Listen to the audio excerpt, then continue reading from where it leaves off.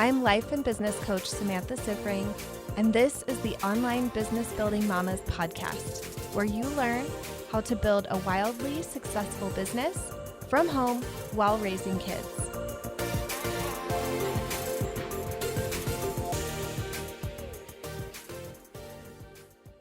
Hello, everyone. Welcome. Today, I have a very, very special guest. This is my COO, Brenna, and we wanted to hop on and do a podcast where we really give you a behind-the-scenes peek of what it's like running $1 million business.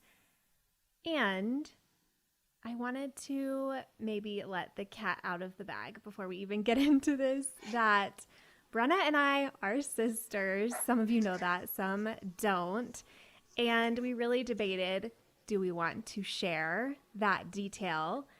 And we ultimately decided yes. I think it's going to give you some really good context and just allow us to be a little more free in our conversation. But I feel like I have to give the caveat here, and Brenna and I can talk about this a little bit too, that not everyone's sister is going to make a great COO or even employee at all in their business. And there's a very specific reason why we did this and very specific reasons why it works. So after all of that, I'm going to hand it over to Brenna to introduce yourself and talk about some of those, like how we make it work as sisters details. Yeah, awesome. Yeah, cat's out of the bag. We are related. I am Brenna, Sam's younger sister, and her chief operating officer. My background is in statistics and data, like all things digital marketing, really. It's what I studied. I had a corporate career in it, got up to, a managing level. And then it just was sort of natural. Almost, would you say that I ended up working in your business? I feel like we talked about it so many times and reasons why it would make sense and reasons why it wouldn't make sense. I had a very natural interest. I think we have very similar values and very similar brains in certain ways. So I was very much into all of the personal development that you were into, sort of cheering your business along. And then you got to a place in your business where you were doing some digital marketing. And I feel like that is kind of where I first stepped in. Actually, you know what? I think when I first stepped in, you kept getting your ads account shut down for not following the rules of ads. And you're like, please help me. That was so terrible. Yeah. I was like a, I don't even know, renegade on the ads where I would just be like, yeah, I'm just going to throw this ad out there. This is some good copy. And it just was a bad time for me. Yeah, you just didn't want to be limited by their rules, by a machine telling you that it flagged something and not even having a human read it. But yeah. And then I think, again, just my interest in your business grew very naturally, and it started to make a lot of sense where I could kind of step in and help out and start doing things like creating systems, because again, I had a lot of background in that. In my corporate days, I was working on projects like creating a centralized digital marketing database. Again, looking for ways to make the company more efficient, to help with communication and transferring information and simplification of everything. And so I think I had been working on some of that with you, kind of just evaluating some of your systems and processes and softwares and making recommendations.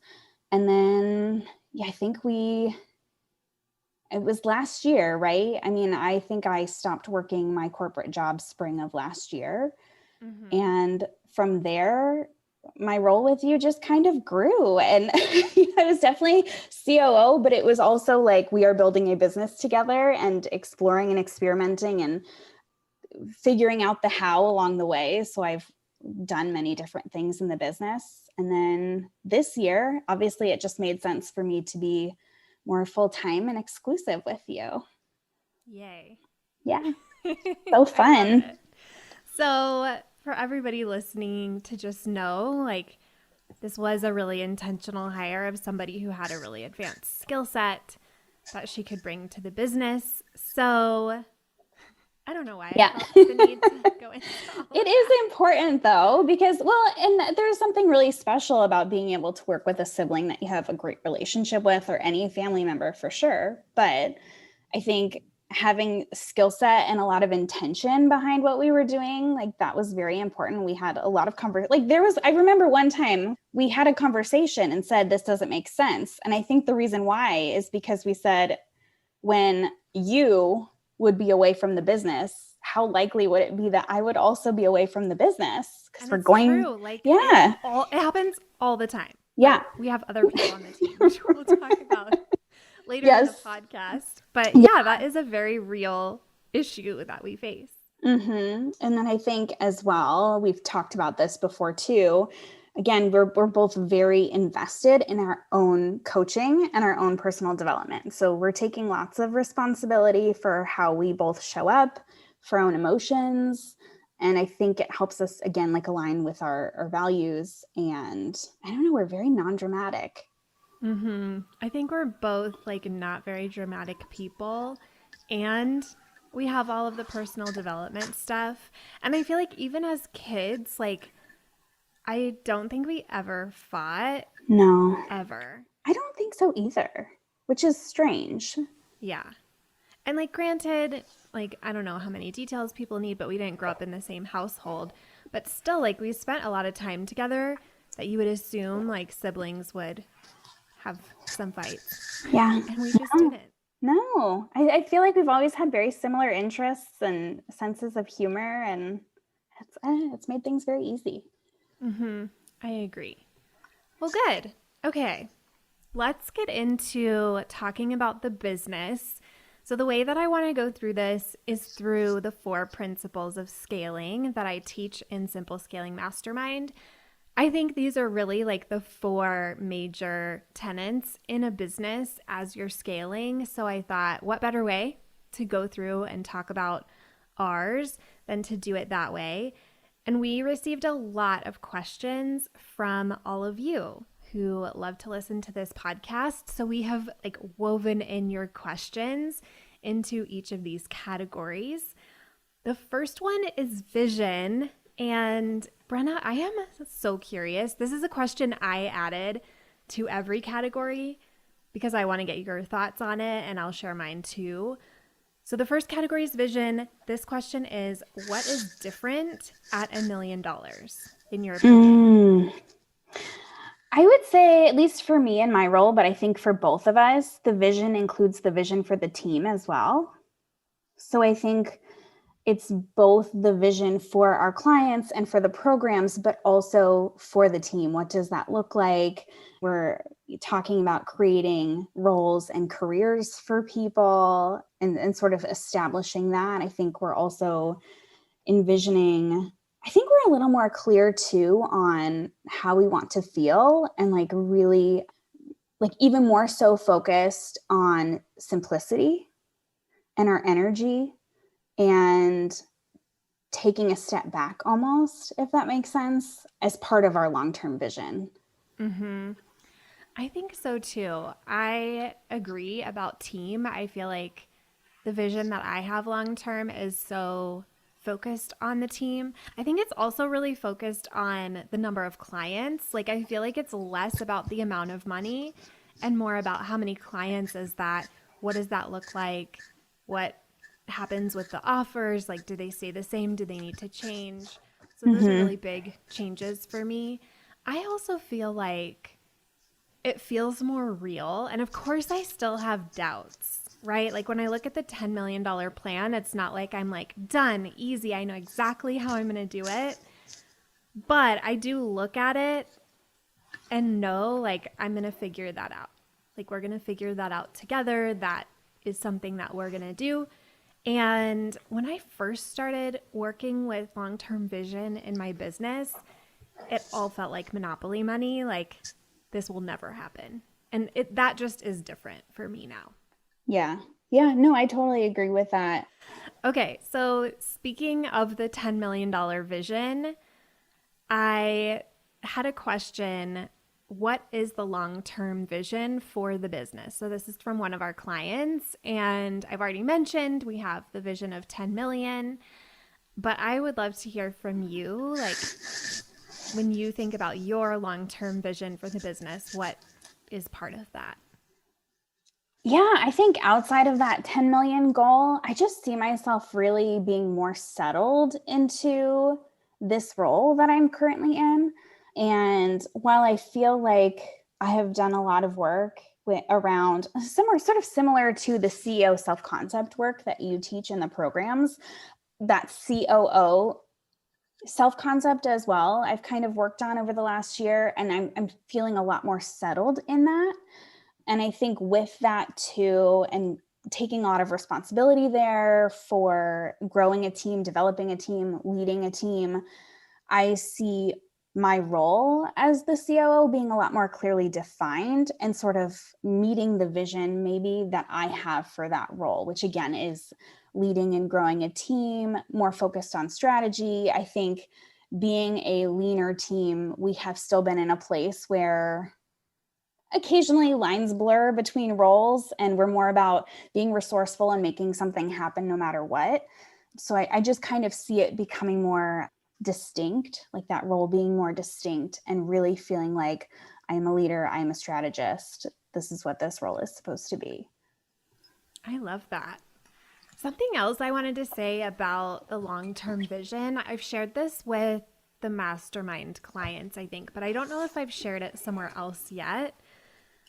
But when we look at the long-term vision, and so for me, this is like 3 years out, looking at having a $10 million business, we are approaching this year, 2022, with that 10 million in mind. And I think that this is a really different approach than how a lot of people show up in their business or approach their goals in their business. So of course, we have a revenue goal for this year. We have sales goals for the programs this year. But we're also looking at what is the math of the $10 million year. And this is the year that we solve for that we figure out how do we make that happen? What needs to be in place? What are the things we need to figure out this year that is going to make that inevitable in a future year? And I think that's a really powerful way to look at things and approach the business. I'm curious what your thoughts are about that. Yeah, I agree with that. I feel like we have really aligned and come into this perspective of being really proactive versus reactive to things. And I think it helps us in so many ways. It helps us with the tangibles, right? And I think it was something that I was starting to pick up on again on the last year.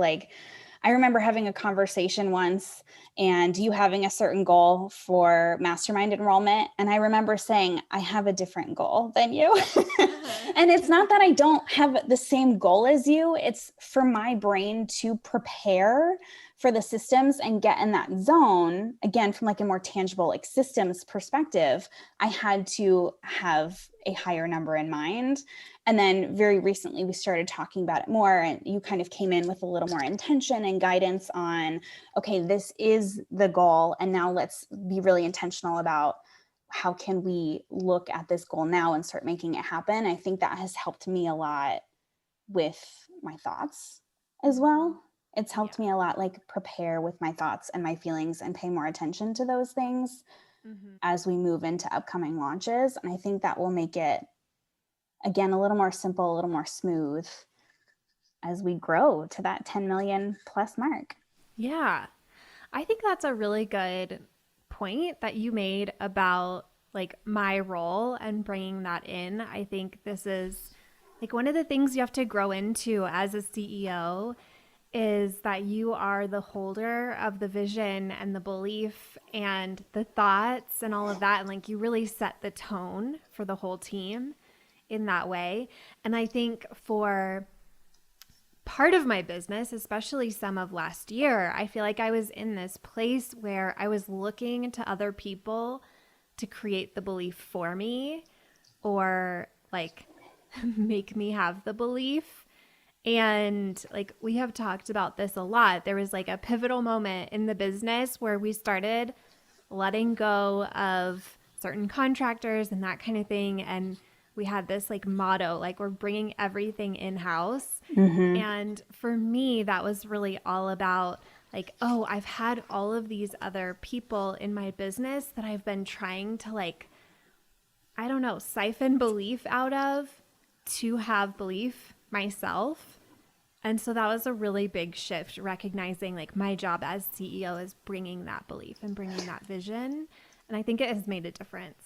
I actually noticed a shift when we went through that phase. I feel like there was a lot changing in the business. There was a rebrand. We were getting a lot more clarity on the programs. And then we went through that transition phase where we were taking things in-house. I feel like there was an energy shift around that time period where I wouldn't say everything fell into place. We just instantly started hitting our goals. It wasn't like that. But it just felt like there was sort of like a contentment and a knowing that once we made that call, that was going to be very pivotal. And like, I feel it, I believe it, I've seen it in the last 6 to 8 months that it has been. Mm-hmm. I so love and appreciate that you said that things didn't immediately click into place. Yeah, they did not. Because I think this is something that not enough people talk about. And there's kind of this idea, like, if I just have that mental shift, then like everything will immediately start working and I'll never fail again. And that's just not how it works. That's definitely not true. We have learned that. We have learned it and lived it quite a bit. All of the things. Yes. And I think it's just good for everybody listening to know that like, you can have the mental shift that you need to have, and you may still have some fails before you start really getting the results that you want. And that's okay. I think how you said like that knowing, that is so important. Like if you can get to that place where you know, like I am figuring this out, this is going to work. Like if I keep innovating, if I keep failing, if I keep learning from each thing, it is inevitable that I get where I want to go. I feel like that was the power for me at the beginning of my business when I first started. And that has really been super helpful in the past, like you said, 6 to 8 months as well. Mm-hmm. Yeah. Amazing. Okay. So now I guess I'm just wondering, like, what else do we want to say about vision? I was wondering, like, do you have thoughts about the business, thoughts about goals in the business? I feel like we've covered a lot of it, but I want to make sure we share everything that we want to. Yeah, I feel like something that maybe we haven't touched on as much, and maybe because it didn't necessarily feel like it was something brand new to us this year, but growing to $10 million plus, obviously there's that component of how many more people we will be helping. And I think it's in a bunch of different ways, right? I know we'll talk about team later on in this podcast, but it's creating these opportunities for people who are working with us, as well as continuing to have this massive impact on a large population of people and being able to touch more people with that. Yeah. That is something that came up for me looking at the $10 million math and seeing that it's 2,500 students in Mama to CEO. And as soon as I saw that, I just thought about the 2,500 mamas coming through the program, making money in the program, and like the impact of that. And it actually really was very like motivating and compelling to me to think about. Like I just thought, wait, like there's already 2,500 women who want to make money with a business right now. Like they're waiting on me to like get my act together and find them, reach them, sell to them, all of the things. And that was just like really compelling. So I think for both of us, like thinking about that impact, and I agree like about team, we'll dig into that at the end, but I think that is something that's super powerful to me too, thinking about like the impact we get to have when we're scaling. And what's so interesting too, and this may be helpful for people to hear because we see it in Mama to CEO all the time. I have seen that epiphany across so many different clients in Mama to CEO where they say, oh, there is someone, like one person. My goal is one client for this month. And my goal is to go out there and find that one person who's ready for us right now. And we are still like 2,500 people. We're going to go out and find those 2,500 people who are ready for us right now. And when we are trying different things, going through the innovation cycle, I think a thought that has been really helpful for me to keep the vision has been like, I guess I would phrase it almost like we're where we're supposed to be, like we're doing what we're supposed to be, because I am believing that all of those people are out there waiting to be helped by us. Mm-hmm. Yeah. I think it is such a powerful vision because, you've already alluded to it. Like we've had struggles with ads and that kind of thing. Like it certainly didn't end, sadly, when you joined the business. I wish I could have done that, but no, things just got way more complicated. Thanks, Facebook. Yeah.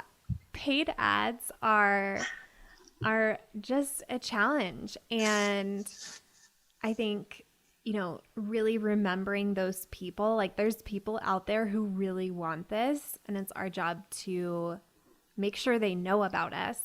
Mm-hmm. That I think has helped so much during those hard times with ads, because it could be so easy to look at ads failures and think like nobody wants this. We should just like give up on this strategy. And instead it's been like, no, they for sure want it. Like it's not a problem with that. So like what isn't translating? How are we not hitting the mark? What do we need to shift to make this like easier for them to understand or find or all of those things? Yeah, it like brings that motivation piece where we don't want to give up because we have people out there we can help, but it also brings some kind of peace, like that peace, that knowing of, we're going to figure it out. We trust ourselves to figure it out. We know it's going to happen, to kind of balance it out, to not be hustly. Mm-hmm. Yeah. And I think like a lot of people maybe think like with scaling, it's like all about ads and strategy and all of the things, and like the belief work is done. And I think the biggest thing that's standing out to me just in our conversation so far is that having that vision and the belief in the vision is the most important part. Like that is what everything else flows from. That is the lens you problem solve from, create from, sell from, all the things. And it is, I think, like crucial. Yeah. Well, yeah. And that's why I think doing like retrospectives with your team, meeting and talking about what went well, didn't work well, some sort of evaluation process, per the innovation cycle is super important too, because how many times did we talk this year and look back and say, okay, we didn't get the results we wanted, but like how easy is it for us to see right now where we were lacking in belief or what our thoughts were at that time? It comes together so easily. It makes so much sense to us when we look back on it. Yes. Oh my gosh. I had such a funny example of that creating the simple scaling launch that we're doing right now. I decided to throw out all the emails that I had ever written before for the mastermind, completely start from scratch. And as I was doing it, I was remembering the launch emails from the prior launch and how I had like written entire emails about my other program that I was sending out during the mastermind launch. And at the time, that seemed like such a good idea. We both thought it was so smart. We were like, this makes total sense, right? We're giving them another option in case, they're wanting to get there, but they don't have the business yet. Like there's a lot of ways in which that made sense. It seemed like such a good idea. And now I look back and I'm like, well, of course I didn't sell the number of spots I wanted to in either thing during that launch, because I was confusing people. Like I did not have one clear, consistent message. I wasn't utilizing every opportunity to sell the one thing. Like it just was so obvious. And things like that just aren't obvious until you've made the mistake. Like until you've tried the thing, learned the hard lesson, and then evaluated after the fact. It's just not as easy to see. So I think like as much as we can possibly encourage people to be willing to just try things and do it wrong and learn the hard way, that's how you do it. Yeah. And I also am going to make a point here because, again, I'm pulling from what I see in our programs and things that our clients are talking about and stressed out about. I feel like decision making around that and taking action sometimes can be really hard, especially if you're the only person in your business. Well, I'm qualified for this role. Sam and I are working together. We have had contractors and experts and whomever that we've worked with to develop strategies and still failed. So you might think you need more information or more help or a different perspective or whatnot, but it's not true. You just need to take action. It's so, so true. I didn't anticipate going down this road, but I feel like this is a pertinent story. Last year, not we for sure, I decided to hire this like extremely expensive marketing specialist who had success with some other people that I know. And I thought, like, this is the foolproof plan. Like, I have money in the business. I'm going to spend my money on like things that are for sure going to work and get me big results like these other people. And it did not work. It did not work. It was like a total fail. We both noticed a shift in our energy. Yeah. Probably a worse fail than like prior launches. Obviously, valuable lessons learned. Expensive lessons. And such a good reminder, like other people do not know better than you for your business. And I think the best thing you could ever invest in is somebody who's helping you get clear on your vision, your way of doing it, helping you make decisions quickly and implement them quickly and learn from them quickly. So much more valuable than like an expert who's going to tell you exactly what to do. Yep. Agreed. Great. Let's move on to boundaries. So something that I've been talking about with regards to boundaries a lot lately is the margins in the business. I think that this is kind of like a new way I've been thinking about boundaries. Like when I first started teaching boundaries, it was very much like the boundaries between you as a human and your business as an entity that is something separate from you. And I have just like deepened my understanding of what boundaries look like in the business to involve like the profit margin and how you're managing your money, how you're managing your time, how you're managing your emotions and your energy, that kind of thing. And making sure that you have really strong margins on all of those things so that you're not burning yourself out. You're not spending all the money. You're not, blowing all the time on things that don't matter or having really sloppy boundaries between work life and non-work life. So let's talk about boundaries a little bit. And what would you say is different at $1 million than before? Oh, I feel so mixed. I'm like, everything and nothing is the same at $1 million So true. as it was before. I think I'm still noticing different things, or not different things. I would say I'm still noticing the same things, but in different ways. So by that, I mean, I've kind of gone on my own personal journey with my own work-life balance and what that looks like for me and establishing those boundaries for myself. And I think what was very interesting and something I noticed it this past holiday season, was I feel that is showing up in a different way, but very, very intense, I would say. There felt like there was a lot more pressure around it. And I think it's because there almost feels like there's more weight now with it being $1 million business. At least to me, like that's what I've sort of been self-coaching on and working with my own coach on, feeling like I have this direct impact to our business and our clients and our goals and our results. And then the thought of taking, a week or 2 weeks off of work, and what does that look like? It was very interesting for me this past Christmas. Like I very intentionally had to stop myself from working, like close my computer, put it away, and establish that boundary for myself. Because I think I just, had that mind drama of, well, my influence is greater and this business is making even more of an impact than it ever has. So I thought that was just like an interesting, and you talk about money gremlins, but I felt like that was a different kind of like work life or like responsibility gremlin or however you want to call it that was creeping up at $1 million. Yeah. I think that's really interesting because I think like the things that I used to experience are now like transferred down the line of the business Yeah. because I think this was my first holiday break where like I didn't think about the business at all. Like I still Mm. did the Mama to CEO call and the mastermind call, so I worked 2 hours that week, but I just didn't think about the business otherwise.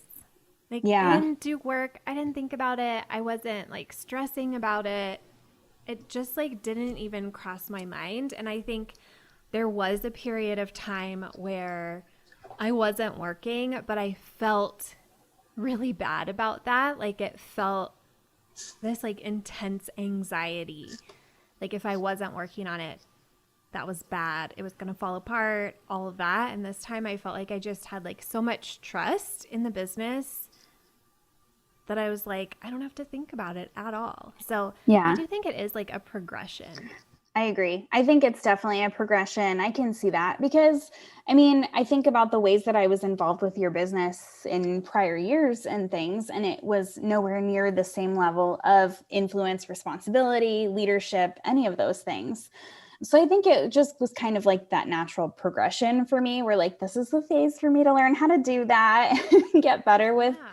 managing time and things and giving myself that space, learning how to rest and what that actually looks like. And I will add in that some of this for sure is mind drama and things to work through. Some of it is just because I love what we do.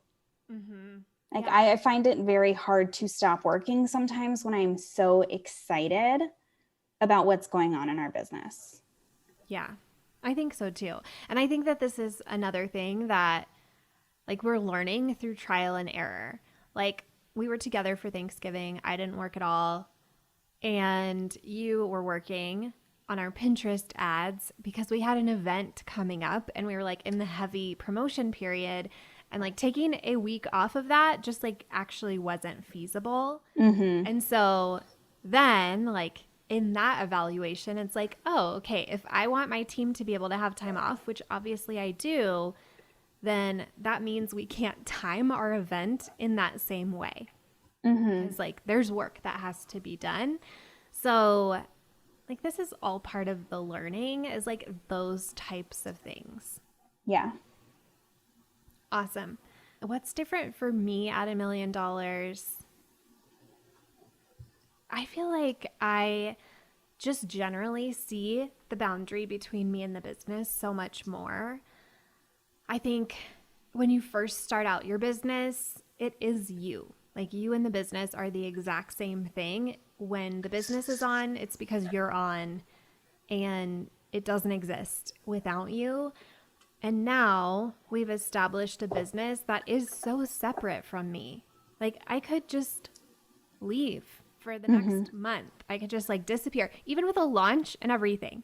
I could just like get COVID and not be able to do anything or who knows what, right? Like I could just Yep. totally disappear for a month and the entire business would be able to run without me. Clients would be served without me. Content would go without me. Like all of the things would still happen. And that's a really great place to be. And it took a lot of intentional effort and work and planning and decisions and scary stuff to get to that place. But Yeah. I would say that is the biggest difference for me now. Yeah. Well, and now that I'm thinking about it too, something that just came up for me is like, I think we have both noticed that with being at $1 million in the business, plus there's a lot more opportunity for us. There are a lot more ways that we can spend. We have more marketing dollars. There are different ways that we can spend them. We have like growing ideas because we have more resources, we have more capital in the business. And I think as a boundary for us, we have had to reevaluate plans, scale back, reprioritize. We've canceled launches, we've pushed Mm-hmm. launches back for various reasons, cutting back based on what feels like it's going to be the best way to preserve us and our energy, our stamina, and all of that. Yeah. I am just remembering, like, yes, last year we canceled a launch because it was very close to our live mastermind event. And this year, with the mastermind launch that we are currently doing, we had this brainstorming session where we came up with this giant list of things we could do and then just like axed basically all of it Yeah. because it was like more than the team could handle. It was just Mm-hmm. too much for where we are right now. So we tabled all of those brilliant ideas for a future time when we have more hands on deck or more bandwidth to handle those types of things, and went with probably our most simple launch plan we've ever had. Yeah. I think we both feel really good about it. I feel like we don't feel hustly or stressed out or anything. I feel very confident. I'm seeing the ways that we're able to delegate launch tasks and things, and it feels seamless It really does. at this point, which is saying a lot because we are weeks away. I mean, when this comes out, it's going to be what, like the last day enrollment is open for the mastermind? Yeah. Everyone will have just seen it all go down. Ooh. And you and I will be watching videos and maybe crying. So fun. Yeah. Okay. We had a lot of questions about financial planning and investing. So we can knock some of these out. The first one was, what is the biggest expense? And I know this. Yeah, coaching. I do too. Coaching has been my biggest expense for a long time until probably last year. Definitely last year. So last year, basically at the $1 million mark, what overtook coaching as my primary expense, because I spend like just under $200,000 a year on coaching for myself. But the biggest expense now is our team and paying our team, which is so fun. I love it.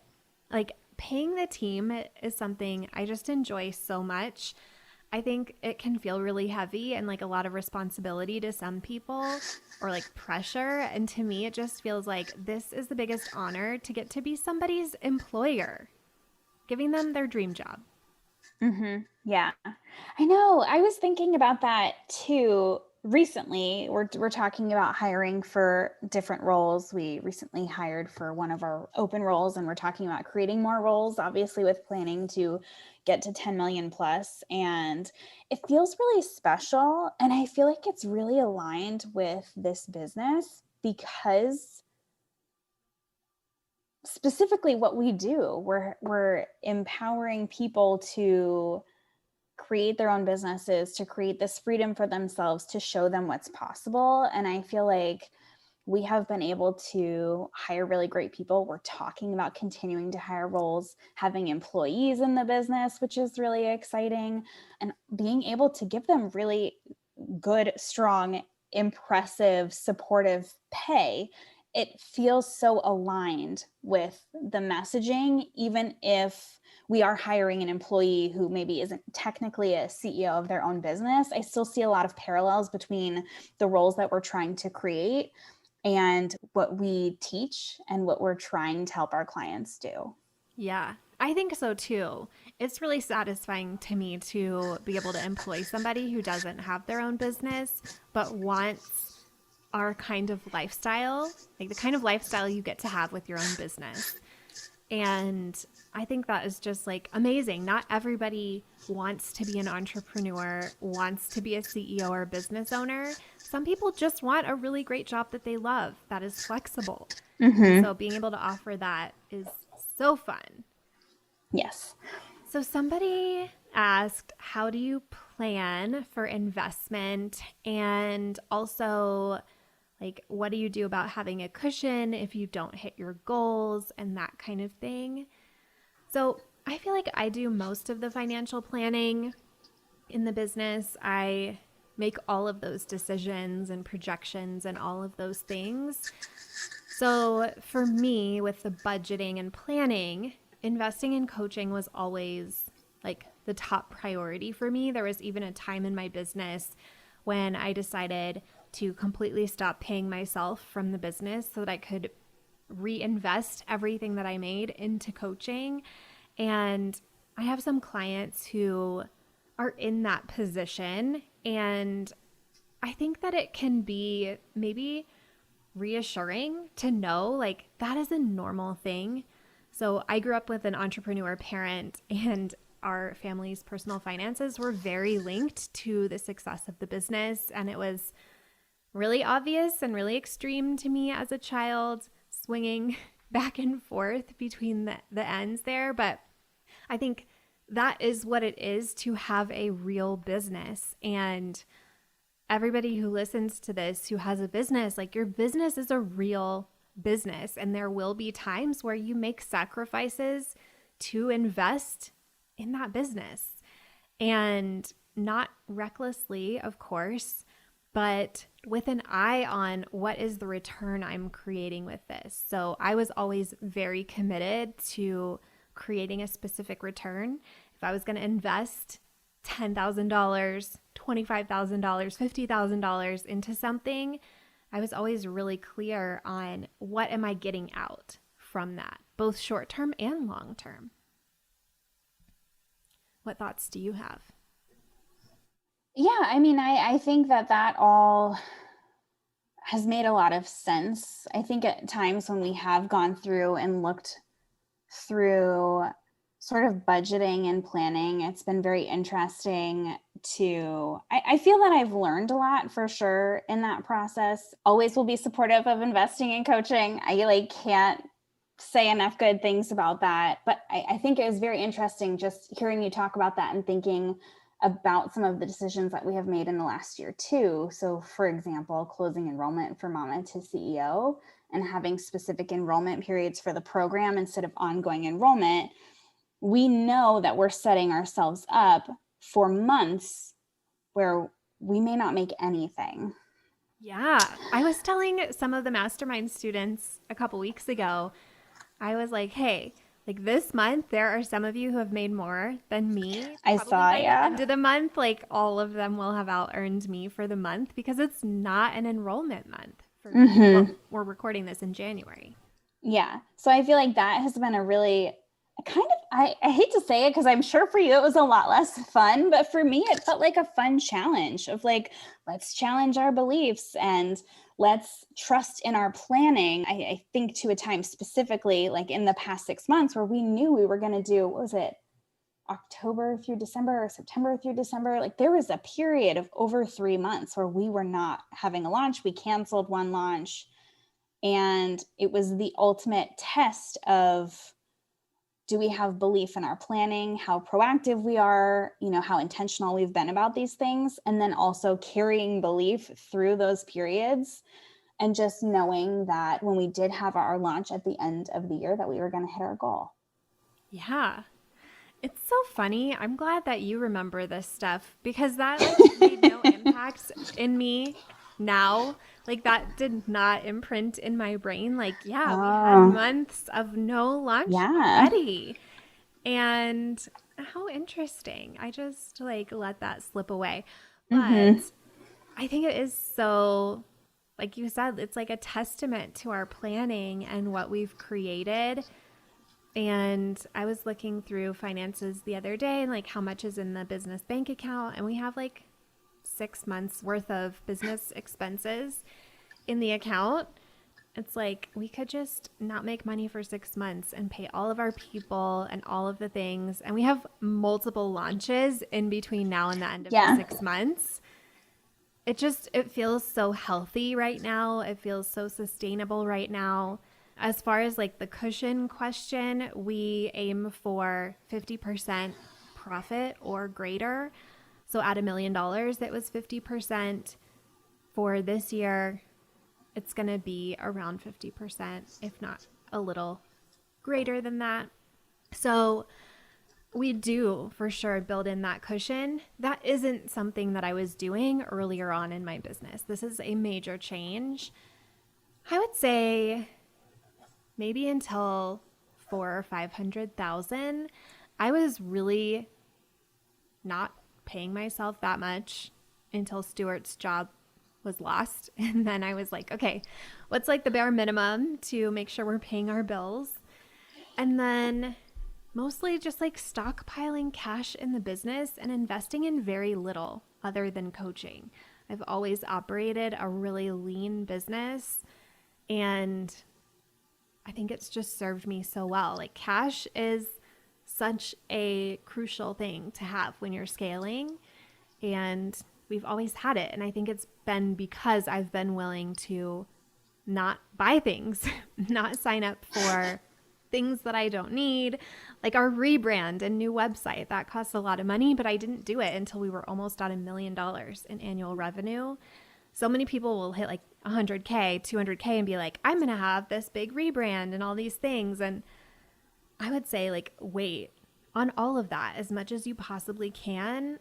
For me, coaching's always been the thing that's made the biggest difference. It's been the thing that I pay for, number one, before anything else, because I think it's the thing that impacts the long game the most. And then all the other stuff I pay for when it's super easy. Yeah. Yeah. And I think that that's carried through, at least to me, and I think the rest of the team as well, having that cushion and being really intentional about what we've been investing in. And that, I guess, for lack of a better word, sort of security blanket, right? Just being really intentional in providing that security blanket. I think it's, like I said, it's translated through the team. Like, I don't feel that every launch is going to determine how much I get paid or something along those lines. I feel very comfortable with the way that things have been managed, and for you being kind of conservative with how you've chosen to spend money in certain areas. Yeah. Oh my gosh. Can you imagine if like every launch was like, hope I'll be able to pay you? Yeah, it'd be really, really difficult to do things like take time off. I think it's hard now. Can you imagine? I would be like, I'm going to work every day of the week. I'm never going to stop. Oh my gosh. What a disaster. Yeah. It feels like this is like a gift I give myself and you. Yeah. By operating the business this way. I feel like this will like break people's minds a little bit. I talk about like revenue and profit margins and stuff, but let me pull it up. My expenses for last year, $556,000, and revenue was a little under 1.27. So 56% profit, which is fantastic, but $556,000 in expenses, like, whose brain is just like melting right now? Like, I look at that and it feels super normal to me, but then I also look at it like from a different perspective where I'm like, oh my gosh, I make that much in a year, let alone spend it. Yeah. It's kind of crazy. Yeah. Well, and I think it's very similar too. I know a big learning lesson or area of opportunity for us has been with marketing spend. I think that's come up a lot. And it's funny thinking back to when we first got a little more intentional with ads and our approach, and so many other like programs and experts out there, like, you budget for marketing. And to a certain extent, of course, that is true. You are budgeting for marketing spend, but also you need to see how it's going to work before you're making that call. And it's always confused me to hear, and I know you agree with me, because we have been in situations before where we're like, why are they choosing to make a decision in this way? Why wouldn't you, when you see evidence that something is working, throw a bunch of money at it? Oh my gosh, this was the hardest thing for me when we were working with an ad agency. And they would be like, okay, you have this launch coming up. What's your budget? And I'm like, well, unlimited if it's working. Like, why do I have to have a budget? Like, if we are seeing an ROI that we like, throw all of the money at it. Like, we have the cash, do it. Like, why would you not? Like, if we're getting somebody to buy in at $2,000 and we're only paying $1,000 to get them, put every $1,000 we have into that. Yeah. It is doubling our money. We never got our ads to that place. But not yet. Not yet. It's still a work in progress, everyone. But seriously, that is just our mentality about it. Like, we're not here to just like throw away $7,000 or whatever just because that's our budget. Like, I want to see the ROI, and then there is no budget. Okay. The other thing I wanted to say is that when I did this year's planning, our expenses for this year are around $1 million. Fun. That is crazy and fun. Yeah, it's so crazy to think about. And I think maybe not only as someone who's been working with you, but as someone who is related to you, it's just very funny thinking about like you hitting the $1 million mark in your business. And then it's like, this is how much we're going to spend this year on expenses. Yeah. Crazy. It's crazy. People wanted to know about time management, specifically what takes the most time in the business, and then what a day in the life looks like. And I really wanted to speak to the day in the life question because the person who asked was like, I imagine that it's so much work. Funny.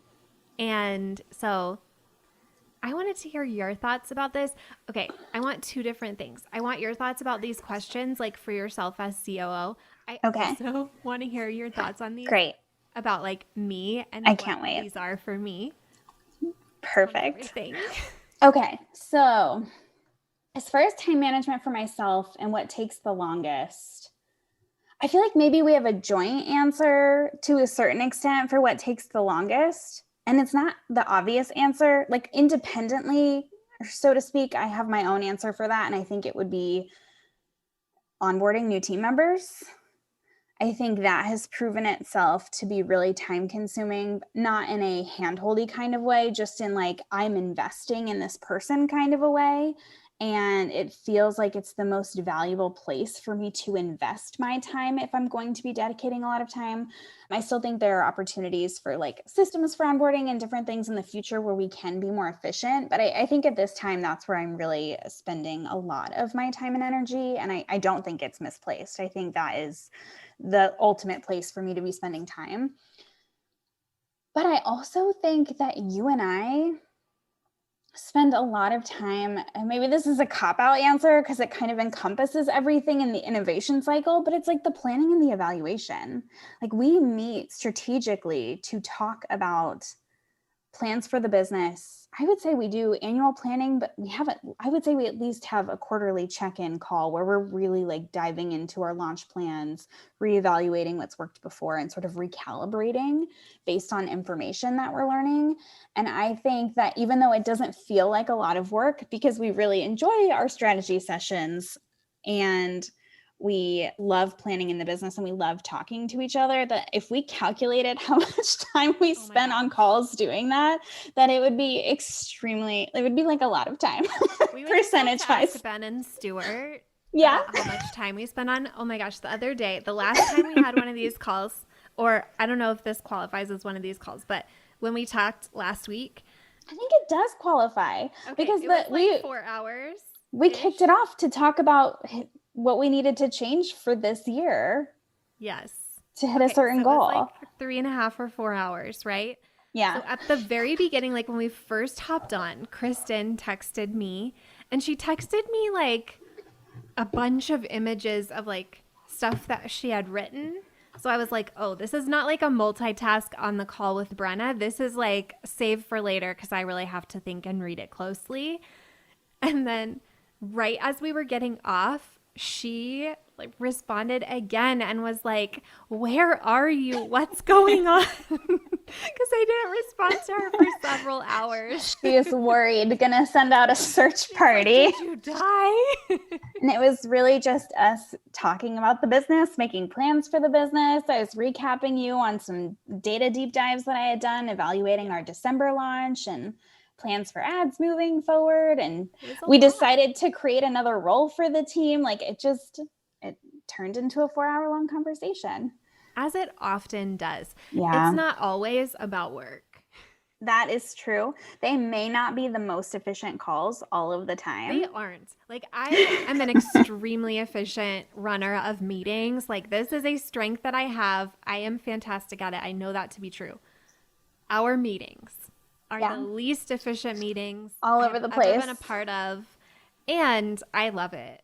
I know. It's not a problem. I know. I don't feel like it's a problem either. And I'm like, it's part of what makes our work fun, I think is that so we both get so into the business and can deep dive into it and brainstorm strategy and things.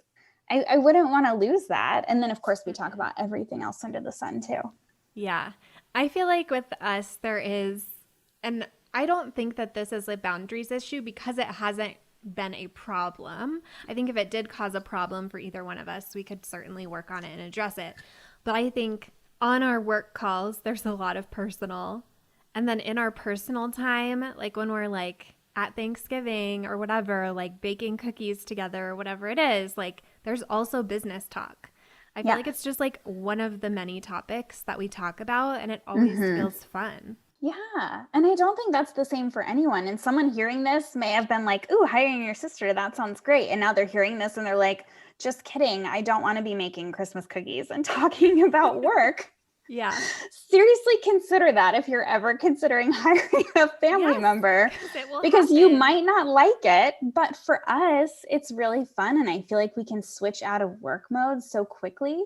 Yeah. That it doesn't feel like a problem. Pretty good at reading, like, does the other person want to talk about this right now or not? Yeah. And pretty good at respecting, like, did the other person specifically say they don't want to talk about this right now? Yeah. Yeah. And I feel like something I've noticed, and I don't know if this was like an intentional decision by both of us or if we both just figured it out. I feel like if we're not sure if it's someone's working hours, we'll send a Slack message instead of a text message. So it's like Slack is for business and text message is for fun. I generally follow that. Yeah. Sometimes I don't, but I follow it with everybody on the team for sure, because it feels like weird. Definitely. It would be very invasive to send them a text any other way. But I feel like with us, it's like, no, text messaging is for TikToks. Yeah. This is where we share TikToks and memes. Yes, totally. 100%. Okay. Okay. The other question was, what does a day in the life look like? So my days aren't consistent in that way. I'm somebody who very much likes to, and I also think that you are like this based on your current schedule. You love to have the days where you have to talk to people and then the days where you don't have to talk to people. I'm an introvert. I recharge when I'm alone. I love nothing more than like a deep dive into data or doing a lot of strategic planning or setting up automations, like working in my bed, sometimes with a podcast or TV on in the background as noise, because I find it helps me focus. And being very focused with like my own, I kind of call it, like, this sounds probably weird because of this phrase, but like blackout time, where it's like I don't even exist. Like I'm off the grid. Nobody knows what I'm doing. I'm working in my own time. And then I have days where I talk to people. When I say talk to people, I don't mean talking to our immediate team. I'm talking about vendors, working on event planning, meeting with our Pinterest account manager, things like that. I like to have that all scheduled in certain days. Every day, I like to check in with like the immediate team who's focusing on things. Every morning, I'll go in and confirm that I've communicated with everybody that I need to, that everyone's up to date, that I've answered any questions, assisted people in any way on the team that I can. And also going through emails, I have to be really intentional about how much time I spend with emails and prioritizing, because we just get so many nowadays. And not all bad, but again, working with vendors, talking to our videographer, in negotiation for a proposal for our next upcoming event, all things like that. I definitely spend a good amount of time doing that. And then I guess around that is any time in between, but I'm not super consistent with work hours, which works for some people, doesn't work for others, but I find it works for me. I just have things in life where, especially on weekdays, I have to accommodate them and prioritize them for myself that aren't work related, and I do that. I take a lot of breaks to go for a walk or stretch or put in a podcast and clear my head. But it's not strenuous. It's not intense. I'm not working crazy hours. I've been pretty good lately. And by pretty good, I don't mean like I have to reel myself in, but I've been pretty intentional about giving myself weekends off. as well, which has been really great. And I say that because before, sometimes it would be very convenient for me to work on a Saturday versus working like Monday or Tuesday. Mm-hmm. And now I'm getting into more of a routine with that, where I'm getting traditional weekends and incorporating that back into my schedule by choice. And then I think that's it for, does that sound all encompassing of some of my activities? I have to, like I said, set up automations. I review data, performance of certain marketing campaigns, like Pinterest ads, launches that we have done, things like that. And I tend to schedule that separately just to give myself a lot of time and space, because it's something I really enjoy, is kind of diving deep into that. And okay, the last thing I will add is I add a lot of time for like brainstorming and creative thinking, checking in with the business. How are things going with the team members? How are things going with me? Are things as simple as they can be? What feels complicated? What feels hard? And kind of reevaluating that. I make a lot of time for that, probably multiple times a week. I check in with myself and evaluate things in that way. And then for you. I can't wait. I asked Stuart this question too. I can't wait for your answer. I feel like I have a decent like grasp on the things that you do. I know that. Why are you laughing? No, I think that you like take a lot of time to like brainstorm and get, not a lot of time, that's the wrong way of phrasing it, but I think you're very intentional with setting aside time for you to create content. I think that is an area where you're still like very involved with the marketing part of the business, is that you're creating written content, you're doing the podcasts, and you do them together. Like that is how you work best. You're not like, oh, I wrote an email here, wrote an email there. You're like, I'm going to write emails for like 2 hours and I'm going to put on my playlist and get in the zone. And you definitely do that. How frequently you do that? For sure. Yeah. How frequently you do that, I'm not entirely sure. Like maybe once a week or once every other week, you like really get in the zone with emails. I feel like it wildly varies. Yeah. But that's great though. Totally. And then I think you also schedule your calls like I do. And right now, Mama to CEO and Mastermind calls are on the same day of the week. Mm-hmm. I think, that was very intentional. You can kind of channel your energy in that same way. You definitely check in with things. I feel like it's making it sound like you don't do that much, but you do. I think it's a lot of the vision and a lot of like your belief work that you put into it as well. It's a lot of the long-term vision, which is fun. I love that you're about to leave and go to Kentucky, because I can't wait to see how many texts I get with either like things are changing or like I have an idea with this or something. But I love it. I think it's great. But I find it exhausting. No, I don't. That is a big area of focus for you, though. I think, again, it's like creating and developing the vision for the business, which it absolutely makes the most sense for you to be doing in your role. Yeah. I think my top thing that I spend my time on is creation of all kinds. Like just like creating stuff with my brain, whether it is writing launch emails, writing workbooks for clients, writing content, doing the podcasts, like all of that kind of stuff is really like that is the core of what I do. And I definitely work in bursts. Like there's some weeks where I really don't work that much. I produce almost nothing.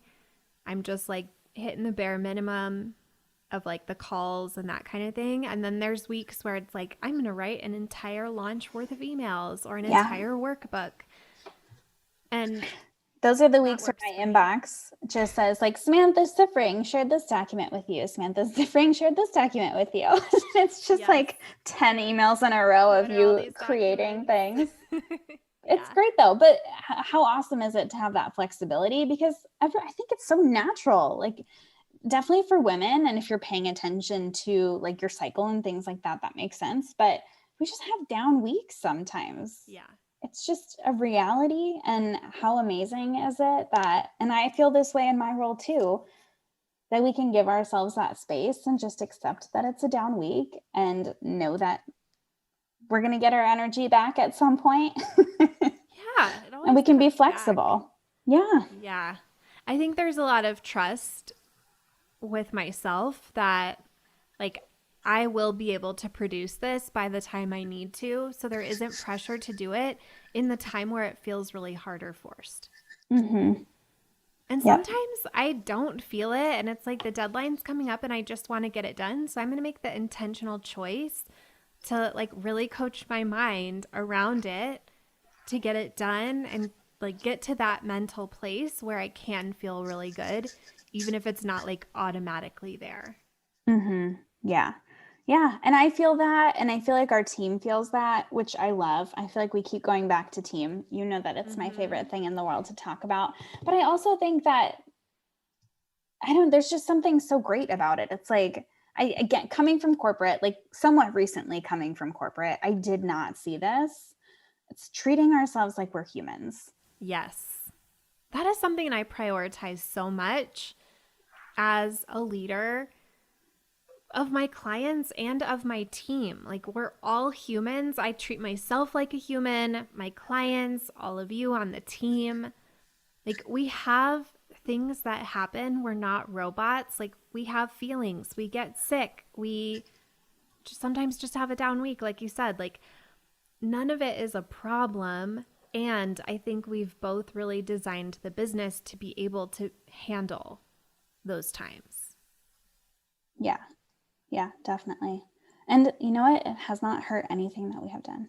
We have a lot of evidence as to why I think it's totally okay. And I also think that we're just good at, again, simplifying and being efficient. So it's like recalibrating, reprioritizing, like being really aligned with what's the most valuable in the business and like keeping that value of simplicity in the back of our minds at all times, or maybe the front of our minds, honestly. And then, I think it's like the filter, like you said, like yeah, where does this feel hard or complicated? Like that is what we have to address. I have the same lens.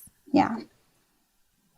So good. I am curious, like, what have I not said or you not said about day in the life for the person who thinks that having $1 million business is so much work?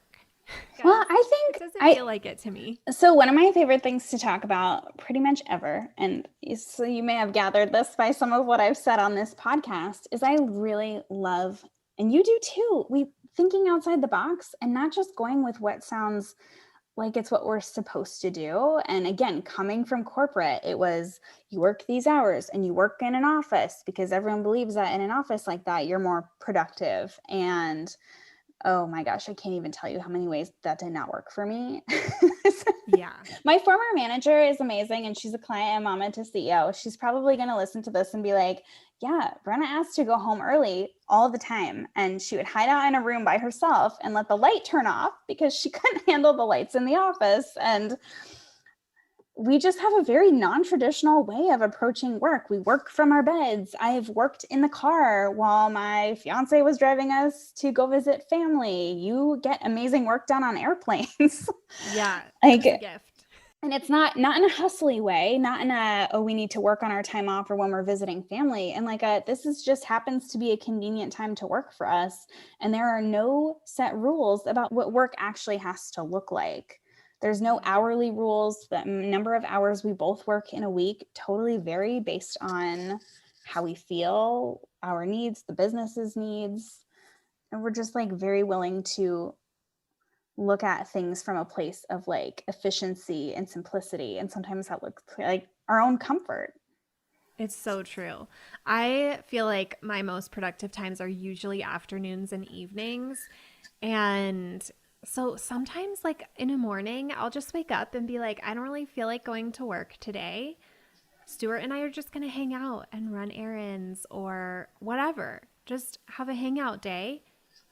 And then, like, some evening, I'll be like, I'm really in the zone. Like, I'm eating dinner at my desk. Like, I'm knocking this project out. And I feel like it just like averages out. Mm-hmm. Yeah. And I think as long as you communicate with your team, those boundaries are established. And I think maybe in my role more so than yours, just because of how maybe I work more one-on-one with a lot of our contractors and team members. Yeah, I don't talk to very many of our contractors very often. Yeah, just like taking that place of leadership and understanding how me being flexible with myself could potentially impact the team, but also leading by example to say, like, I care for myself when I need to. I prioritize my health before I prioritize work and all of these different things. I think it's been really great. And I think it has carried through to the rest of our team. Good. Good. What do you think about this? I feel like I've classified this in like emotion/energy management. How do you manage the fear and doubt at this level? Ooh, okay. So something that I have been working on a lot, because I sort of see this, I see it with our clients, and I've noticed it with myself. My coach has noticed it with me recently, which is funny because we've noticed it in our clients, is that I feel like there's a progression of coaching where you kind of up level after a certain, I don't even say period of time, but like at some point you kind of transition to where you really have to feel the feelings. So I think that it's really not easy, but it makes a lot of sense of how you can use thought work to feel a certain way or manage a situation, maybe see it as more neutral. I noticed that a lot when I worked in my corporate job. I was able to use thought work to be more neutral with myself approaching to certain places to overcome some of those emotions. And now I feel like, okay, fear and doubt is always going to be around. And I've had to practice kind of leaning into it a little bit and not instantly trying to like work my brain out of it or be super positive because, you know, I believe that as a leader in this business, I have to lead with positivity or for fear of what like my negative energy is going to contaminate the work in the business or something. It's sort of been the process of me just being like, okay, I have doubts right now. I have fears right now. Let's like explore this. Let's feel it. And you know what? It never lasts that long because I can always come back to like our mission and why we're doing what we're doing and why I'm passionate about what we're doing. And we have a lot of evidence all around us that our business is working too. So usually when I let myself feel that, it doesn't last for long. Yeah. My answer is very similar. I just let it be there. I think we have really built up a strong muscle of like getting the work done. And I know for me, like when I produce content, I feel like I've really honed in so well on creating value and writing compelling copy that it doesn't even really matter what I'm feeling in that moment. The content is still really good. Now, if I've written something in a down time or when I am feeling some fear and doubt, like a launch, for example, like launch emails, I will always like when I notice, oh, I'm at a different level of belief right now, like I'm at a higher level of belief or I'm seeing things in a different way, I will for sure go back to the launch emails and like hunt for like where is the doubt here, where is there like a lack of strength or something like that. But I really don't stress about having fear and doubt. I think it is so human. I just don't let it be in charge. Like I don't make decisions from it. I don't like, I don't know, go hide out or like change my plans or not show up because of it. Yeah.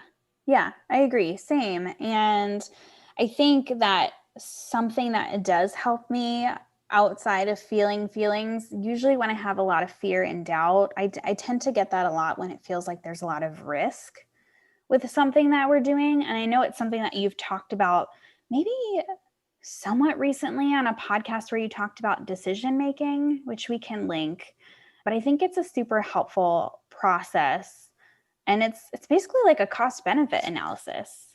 And at any level of like fear or doubt, if I feel like it is heavy and I am struggling to move through it, that's a little exercise that I like to do that applies to really specific situations, like tackling a specific task, or really big situations like being in a business like this and running a business like this, you know, comparing why am I making this choice? Why am I doing it? What's the benefit if we move forward with this versus what we would lose, and then vice versa in the other situation. If I chose a different path, what would that look like? Mm-hmm. Totally. I think like a good example of this for me was when we raised the mastermind rate. when we went from 10,000 to 25,000, because I originally had wanted to like incrementally increase it by like 5K every year or something. And my coach was like, nope, you need to just like change it once to the thing that it's always going to be.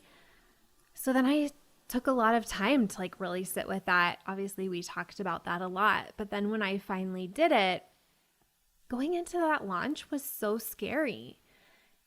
But I think like what allowed me to handle the fear and doubt about that was knowing, like, I had this specific thought. I would rather have, like, I don't know, what is it, 20 people at 25K than 50 people at 10K.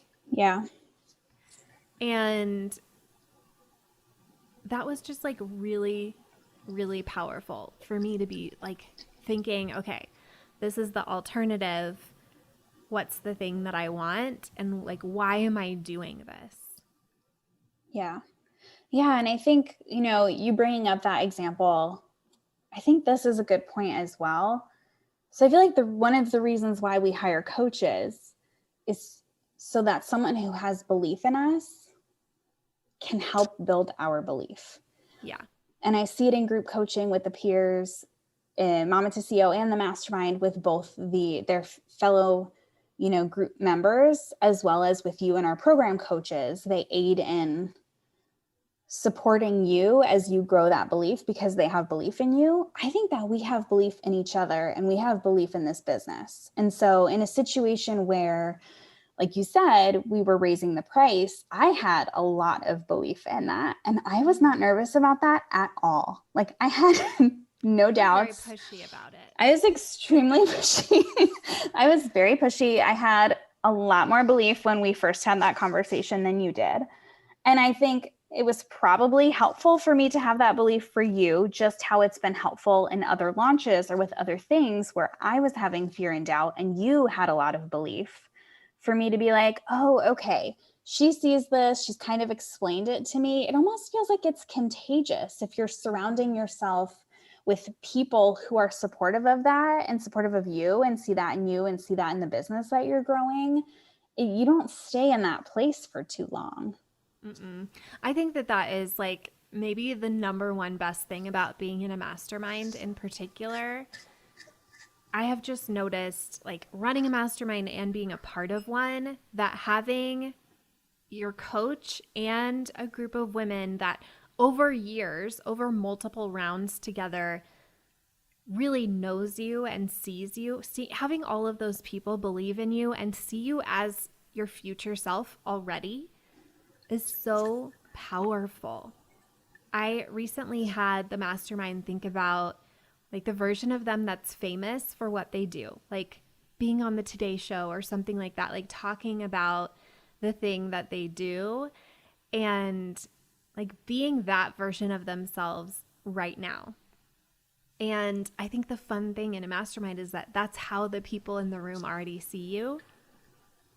It's just, like you said, so helpful to build your own belief and see yourself that way. It's like it normalizes that kind of thinking for you. Mm-hmm. Yep.